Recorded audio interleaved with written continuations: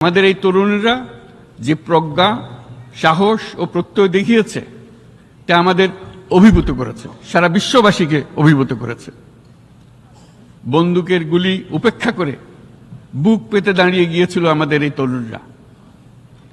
অবৈধ রাষ্ট্র ক্ষমতার বিরুদ্ধে প্রবলভাবে সোচ্চার হয়েছিল আমাদের তরুণ তরুণীরা,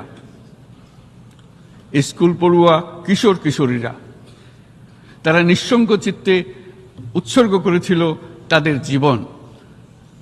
শত শত মানুষ চিরতরে হারিয়েছে তাদের দৃষ্টিশক্তি।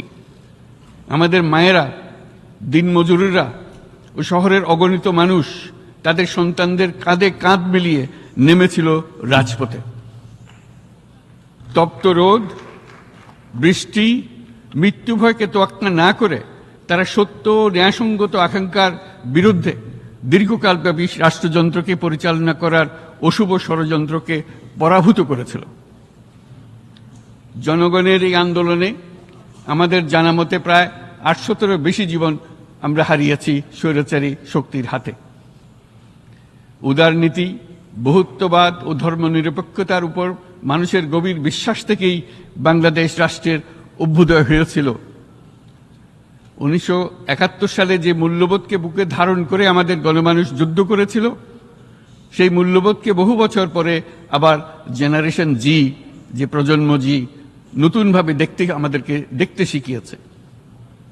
এরকমটি আমরা দেখেছিলাম ১৯৫২ সালের ভাষা আন্দোলনে, বাংলাকে মাতৃভাষা হিসেবে প্রতিষ্ঠার সময়।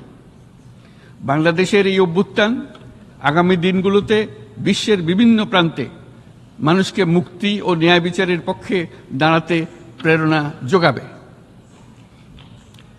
আমাদের মুক্তি ও গণতান্ত্রিক আকাঙ্ক্ষাকে বাস্তবে রূপ দিতে আমি তাই আজ বিশ্ব সম্প্রদায়কে আমাদের নতুন বাংলাদেশের সঙ্গে সম্পৃক্ত হওয়ার উদাত্ত আহ্বান জানাচ্ছি।